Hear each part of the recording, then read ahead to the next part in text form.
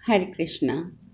संजय जी आगे कहते हैं, रक्त में सनकर इधर उधर बिखरे हुए सुवर्णमय कवचों से यह युद्ध भूमि ऐसे सुशोभित हो रही थी मानो वहाँ जिसकी शांत लपटें हो गई हों ऐसी आग जगह जगह पड़ी हो। चारों ओर तरकस फेंके पड़े थे, धनुष गिरे थे, सोने के पंख वाले बाण बिखरे थे। सब और शुद्र घंटिकाओं के जाल से विभूषित टूटे फूटे रथ पड़े थे। अनुकर्ष पताका, उपासंग ध्वज और बड़े बड़े वीरों के श्वेत महाशंख पड़े थे।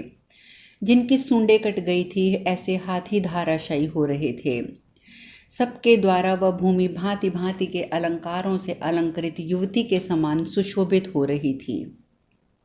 कुछ दंतार हाथी प्रास धस जाने के कारण गहरी व्यथा से युक्त सूंडों को बारंबार शब्द करते और पानी के कण फेंकते थे। उनके कारण वह युद्ध स्थल जल के स्रोत बहाने वाले पर्वतों से युक्त सा प्रतीत होता था। चारों ओर गजराजों के घंटे बिखरे पड़े थे।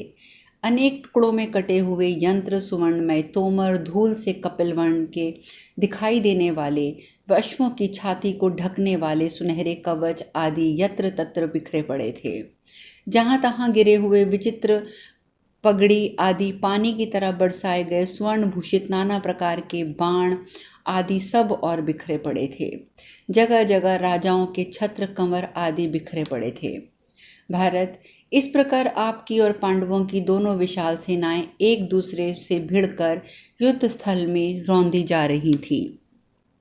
उस समय जब अधिकांश सैनिक परिश्रम से चूर चूर हो रहे थे, कितने ही भाग गए थे और बहुतेरे योद्धा रौंद डाले गए थे, रात हो गई थी एवं हमें अपने सेवक भी दिखाई नहीं दे रहे थे, तब कौरवों और पांडवों ने अपनी अपनी सेना को युद्ध भूमि से लौटने का आदेश दे दिया। फिर उस महाभयानक और अत्यंत रौद्र रूप वाले प्रदोष काल में कौरव तथा पांडव एक साथ अपनी सेनाओं को लौटाकर यथा समय शिविर में जा पहुंचे और विश्राम करने लगे। इस प्रकार श्री महाभारत भीष्म पर्व के अंतर्गत भीष्मवध पर्व के 8वें दिन के युद्ध में सेना के शिविर में लौटने का संबंध रखने वाला अध्याय 96वां अध्याय पूर्ण हुआ। संजय जी आगे कहते हैं, महाराज, तदंतर राजा दुर्योधन, सुबल पुत्र शकुनी, आपका पुत्र दुशासन, दुर्विजयी सूत पुत्र कर्ण, ये सभी मिलकर अभिष्ट कार्य में, अभिष्ट विषय में गुप्त परामर्श करने लगे। उनकी मंत्रणा का मुख्य विषय था पांडवों को दल सहित युद्ध में कैसे जीता जा सकता है। उस समय राजा दुर्योधन ने सूत पुत्र कर्ण और महाबली शकुनी को संबोधित करते हुए कहा, मित्रों, द्रोणाचार्य, भीष्म, कृपाचार्य, शल्य और भूरिश्रवा, ये लोग युद्ध में कुंती के पुत्रों को कभी कोई बाधा नहीं पहुंचाते हैं। इसका क्या कारण है मैं नहीं जानता। वे पांडव स्वयं अवध्य रहकर मेरी सेना का संहार कर रहे हैं। कर्ण, इस प्रकार मेरी सेना तथा अस्त्र शस्त्रों का युद्ध में क्षय होता जा रहा है। राधानंदन, तुम युद्ध से मुंह मोड़कर बैठे रहे हो, इसीलिए पांडवों ने मुझे परास्त कर दिया है। द्रोणाचार्य के सामने ही देखते देखते भीमसेन ने मेरे वीर भाइयों को मार डाला। पांडव शूरवीर तथा देवताओं के लिए भी अवध्य हैं। उनके द्वारा पराजित होकर मैं जीवन के संशय में पड़ गया हूँ। ऐसी दशा में रण क्षेत्र में मैं कैसे युद्ध करूँगा। यह सुनकर सूत पुत्र कर्ण ने शत्रुदमन नरनाथ महाराज दुर्योधन से इस प्रकार कहा, भरत श्रेष्ठ, शोक ना करो, मैं तुम्हारा प्रिय कार्य करूंगा, परंतु शांतनु नंदन भीष्म शीघ्र ही महायुद्ध से हट जाएं। भरतवंशी नरेश, जब युद्ध में गंगा नंदन भीष्म हथियार डाल देंगे और उससे सर्वथा निवृत्त हो जाएंगे, उस समय मैं युद्ध में भीष्म के देखते देखते सोमको सहित समस्त कुंती पुत्रों को एक साथ मार डालूंगा। ये मैं तुमसे सत्य की शपथ लेकर कहता हूँ। भीष्म सदा ही पांडवों पर दया करते हैं, अतः युद्ध में वे इन महारथियों को जीतने में सर्वथा असमर्थ हैं। तात, भीष्म युद्ध में अभिमान रखने वाले तथा सदा युद्ध को प्रिय मानने वाले हैं, तथापि पांडवों पर दया रखने के कारण वे उनको संग्राम में कैसे जीत सकेंगे। भरत, अतः तुम शीघ्र ही यहाँ से भीष्म के शिविर में जाकर उनसे पूजनीय वृत्त पितामह को राजी करके उनसे उनके हथियार रखवा लो। राजन, भीष्म के हथियार डाल देने पर पांडवों को केवल मेरे द्वारा युद्ध में सुहृदों और बांधवों द्वारा मारा गया समझो। कर्ण के ऐसा कहने पर आपके पुत्र दुर्योधन ने वहीं अपने भाई दुशासन से इस प्रकार कहा, दुशासन, तुम शीघ्र सब प्रकार से व्यवस्था करो जिससे यात्रा संबंधी सब आवश्यक सामग्री संपन्न हो जाए। राजन, दुशासन से ऐसा कहकर जनेश्वर दुर्योधन ने कर्ण से कहा, शत्रुदमन, मैं मनुष्यों में श्रेष्ठ भीष्म को युद्ध से हटने के लिए राजी करके अभी तुम्हारे पास लौट कर आता हूँ। फिर भीष्म के हट जाने पर तुम युद्ध के मैदान में शत्रुओं पर प्रहार करना। प्रजानाथ, तदंतर आपका पुत्र दुर्योधन तुरंत ही अपने भाइयों के साथ शिविर से बाहर निकला, मानो देवताओं के साथ इंद्र अपने भवन से बाहर आए हों। उस समय भाई दुशासन अपने ज्येष्ठ भ्राता सिंह के समान पराक्रमी नृपश्रेष्ठ दुर्योधन के घोड़े पर चढ़ गए। नरेश्वर महाराज माथे पर मुकुट, भुजाओं में अंगद और हाथों में वलय आदि आभूषण धारण किए मार्ग पर जाता हुआ आपका पुत्र दुर्योधन बड़ी शोभा पा रहा था। उसने शिरीष पुष्प एवं सुवर्ण के समान पीत वर्ण का बहुमूल्य सुगंधित चंदन लगा रखा था। राजन, उसके सारे अंग निर्मल वस्त्र से ढके थे। वह सिंह के समान मस्तानी चाल से चलता था और अपनी निर्मल प्रभा के कारण आकाश में प्रकाशित होने वाले सूर्य के समान शोभा पा रहा था। भीष्म के शिविर की ओर जाते हुए पुरुष श्रेष्ठ दुर्योधन के पीछे सारे जगत के महान धनुर्धर कौरव पक्षीय नरेश और विशाल धनुष धारण करने वाले उसके भाई उसी प्रकार चल रहे थे जैसे इंद्र के पीछे देवता। कुछ लोग घोड़ों पर और कुछ हाथियों पर चढ़े थे। राजा दुर्योधन की सुरक्षा के लिए समस्त सुहृद अस्त्र शस्त्र लेकर उसी प्रकार साथ थे जैसे इंद्र की रक्षा के लिए देवता साथ रहते हैं। इसी प्रकार कौरवों से पूजित हो कौरवराज दुर्योधन भीष्म जी के शिविर में आया। उसके भाई उसे घेर कर निरंतर उसी के साथ साथ रहे। उदार स्वभाव वाले ना होने के कारण भी दुर्योधन ने उस समय संपूर्ण शत्रुओं का संहार करने में समर्थ, हाथी की सूंड के समान विशाल और अस्त्र प्रस्त्र की शिक्षा में निपुणता से प्राप्त की हुई अपनी भुजा को ऊपर उठाकर संपूर्ण दिशाओं में उठी हुई विभिन्न देश के निवासी मनुष्यों की प्रणाम अंजलियों को स्वीकार करते हुए उनकी मधुर बातें सुनी। संपूर्ण जगत का अधीश्वर राजा दुर्योधन संपूर्ण सेनाओं से घिरकर सूतों और मगधों के मुख से अपनी स्तुति सुनता और सब लोगों का समादर करता हुआ भीष्म जी के शिविर की ओर बढ़ा। सुगंधित तेल से भरे हुए सोने के दीपक जल रहे थे। सुवर्णमय प्रदीपों से घिरकर प्रकाशित होता हुआ दुर्योधन दीप्तिमान महाग्रहों के संयुक्त चंद्रमा के समान शोभा पाने लगा। तत्पश्चात भी दुर्योधन भीष्म के सुंदर निवास स्थान के निकट पहुंचकर उनके पास जाकर उन्हें प्रणाम करके बहुमूल्य बिछौनों से युक्त सर्वोत्तभद्र नामक सर्वोत्तम स्वर्णमय सिंहासन पर बैठ गया। इसके बाद नेत्रों में आंसू भरकर हाथ जोड़कर गड़गड़ कंठ से वह बोला, शत्रुसूदन, हम लोग आपका आश्रय लेकर युद्ध के मैदान में इंद्र सहित संपूर्ण देवताओं और असुरों को भी जीतने का उत्साह रखते हैं। फिर मित्रों और बांधवों सहित वीर पांडवों को जीतना कौन सी बड़ी बात है। अतः प्रभु गंगानंदन, आपको मुझ पर कृपा करनी चाहिए। जैसे देवराज इंद्र दानवों का संहार करते हैं उसी प्रकार आप वीर पांडवों को मार डालिए। महाराज भरतनंदन, मैं केकयों सहित संपूर्ण सोमकों, पांचालों और कुरुषों को मार डालूंगा। आपकी ये बात सत्य हो। भारत, आप युद्ध में सामने आए हुए कुंती पुत्रों और महाधनुर्धर सोमकों का वध कीजिए और ऐसा करके अपने वचन को सत्य कीजिए। शक्तिशाली राजन, यदि पांडवों के प्रति दया भाव अथवा मेरे दुर्भाग्यवश मेरे प्रति द्वेष भाव रखने के कारण आप पांडवों की रक्षा करते हैं तो समर भूमि में शोभा पाने वाले कर्ण को युद्ध के लिए आज्ञा दे दीजिए। वह सुहृदयों और बांधवों सहित कुंती पुत्र को अवश्य जीत लेगा। सत्य पराक्रमी भीष्म से ऐसा कहकर आपका पुत्र दुर्योधन और कुछ नहीं बोला। इस प्रकार श्री महाभारत भीष्म पर्व के अंतर्गत भीष्म वध पर्व में भीष्म के प्रति दुर्योधन का वचन विषयक 97वां अध्याय पूर्ण हुआ। संजय जी आगे कहते हैं, महाराज, आपके पुत्र द्वारा बागवानों से अत्यंत विद्ध होकर महामना भीष्म को महान दुख हुआ, तथापि उन्होंने उससे कोई किंचित मात्र भी अप्रिय वचन नहीं कहा। वे दुख और रोष से युक्त होकर दीर्घ काल तक कुछ सोचते रहे और लंबी लंबी सांसें खींचते रहे। वाणी रूपी अंकुश से पीड़ित होकर वे हाथी के समान व्यथा का अनुभव करने लगे।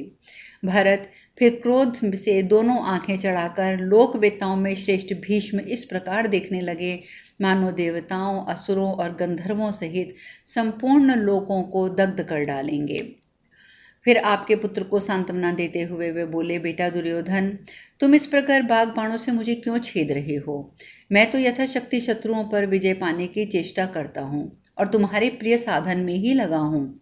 इतना ही नहीं, तुम्हारा प्रिय करने की इच्छा से मैंने समराग्नि में अपने प्राणों को होम तक देने के लिए तैयार बैठा हूँ। परंतु तुम्हें याद होगा, जब शूरवीर पांडुपुत्र अर्जुन ने युद्ध में देवराज इंद्र को पराजित करके खांडव वन में अग्नि को तृप्त किया था, वही उनकी अजयता का पूरा प्रमाण है। महाबाहो, जब गंधर्व लोग तुम्हें बलपूर्वक पकड़ कर ले गए थे, उस समय पांडुपुत्र अर्जुन ने तुम्हें छुड़ाया था। उनके अनंत पराक्रम को समझने के लिए यही दृष्टांत पर्याप्त है। प्रभु, इस अवसर पर तुम्हारे ये शूरवीर भाई और राधानंदन सूत पुत्र कर्ण तो मैदान छोड़कर भाग गए थे। यह अर्जुन की अद्भुत शक्ति का पर्याप्त उदाहरण है। उन दिनों विराटनगर में हम सब लोगों ने एक साथ युद्ध करने के लिए डट गए थे, परंतु अर्जुन ने अकेले ही हम लोगों पर आक्रमण किया। यह उनकी अपरिमित शक्ति का पर्याप्त उदाहरण है। अर्जुन के क्रोध से भरे हुए द्रोणाचार्य को तथा मुझे भी युद्ध में पराजित करके हम सबके वस्त्र तक उसने छीन लिए थे। यह उसकी अजयता का प्राप्त प्रमाण है। पूर्व काल में उसी ग्रोहक के अवसर पर पांडु कुमार ने महान धनुर्धर अश्वत्थामा और कृपाचार्य को भी परास्त किया था। ये दृष्टांत समझने के लिए पर्याप्त है।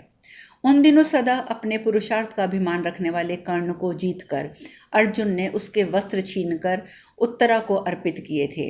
ये दृष्टांत मुझे लगता है कि पर्याप्त होगा।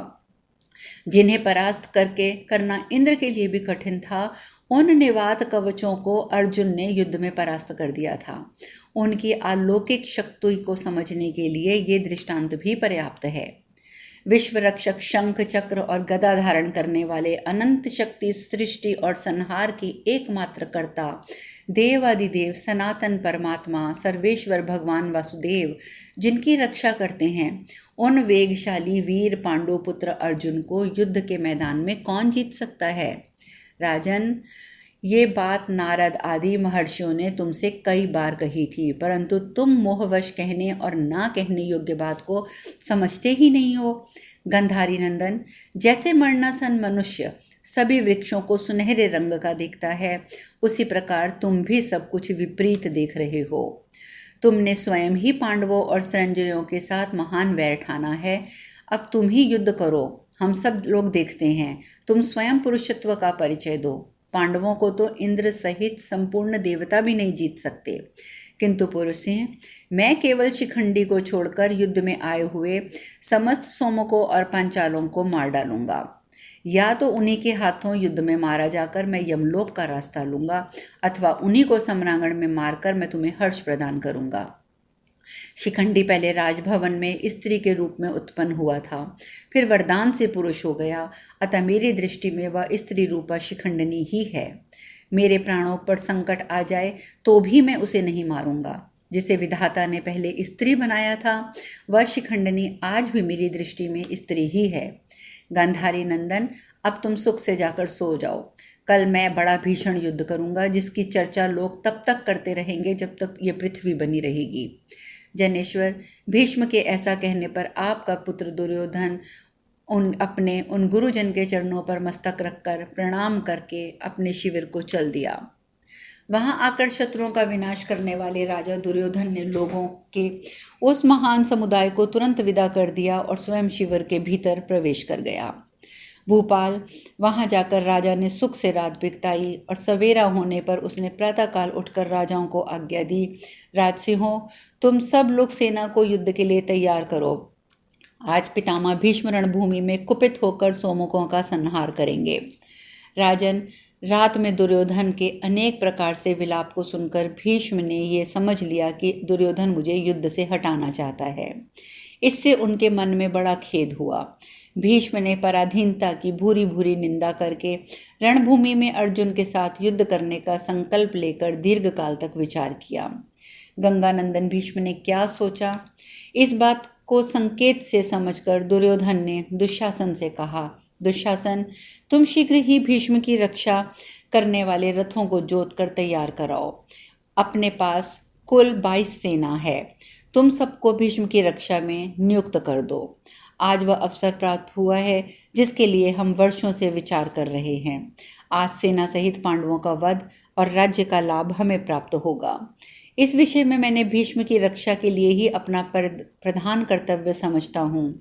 वे सुरक्षित रहने पर हमारे सहायक होंगे और संग्राम भूमि में कुंती कुमारों का वध कर सकेंगे। विशुद्ध अंतःकरण वाले महात्मा भीष्म ने मुझसे कहा है कि राजन, मैं शिखंडी को नहीं मार सकता क्योंकि वह स्त्री के रूप में उत्पन्न हुआ था और इसीलिए युद्ध में मुझे उसका परित्याग कर देना है। महाबाहो, सारा संसार जानता है कि मैंने पूर्व काल में पिता का प्रिय करने की इच्छा से समृद्धिशाली राज्य तथा स्त्रियों का परित्याग कर दिया था। नरश्रेष्ठ, मैं कभी भी स्त्री को अथवा जो पहले स्त्री रहा हो उस पुरुष का किसी भी प्रकार से युद्ध नहीं करूंगा, ये मैं तुम्हें सत्य कहता हूँ। राजन, पांडव पक्ष के दूसरे जो भी क्षत्रिय युद्ध के मुहाने पर आएंगे, मैं उन सबका वध करूंगा। दुशासन, शास्त्रों के ज्ञाता गंगानंदन भीष्म ने इस प्रकार मुझसे कहा है, अतः युद्ध में सब प्रकार से भीष्म की रक्षा को ही मैं अपना कर्तव्य मान रहा हूँ। यदि महायुद्ध में सिंह की रक्षा नहीं की जाए तो उसे एक भेड़िया मार सकता है, परंतु हम भेड़िए के सदृश शिखंडी के हाथ से सिंह के समान भीष्म पितामह का वध नहीं होने देंगे। अतः उनकी रक्षा के लिए सारी व्यवस्था करो। मामा शकुनी, शल्य, कृपाचार्य, द्रोणाचार्य, विवंशति, ये सब लोग सावधान होकर गंगानंदन भीष्म की रक्षा करें। उनके सुरक्षित रहने पर ही हमारी विजय निश्चित है। उस समय दुर्योधन की ये सब बातें सुनकर उन सब वीरों ने रथ की विशाल सेना द्वारा गंगानंदन भीष्म को सब ओर से घेर लिया। आपके सब पुत्र भी भीष्म को चारों ओर से घेर कर प्रसन्नतापूर्वक चले। वे उस समय भूलोक और स्वर्गलोक को भी कँपाते हुए पांडवों के मन में क्षोभ उत्पन्न कर रहे थे। वे समस्त कौरव महारथी सुरक्षित रथों और हाथियों से भीष्म जी को घेर कर कवच आदि से सुसज्जित होकर युद्ध के लिए खड़े हो गए। शेष कथा कल। हरे कृष्णा।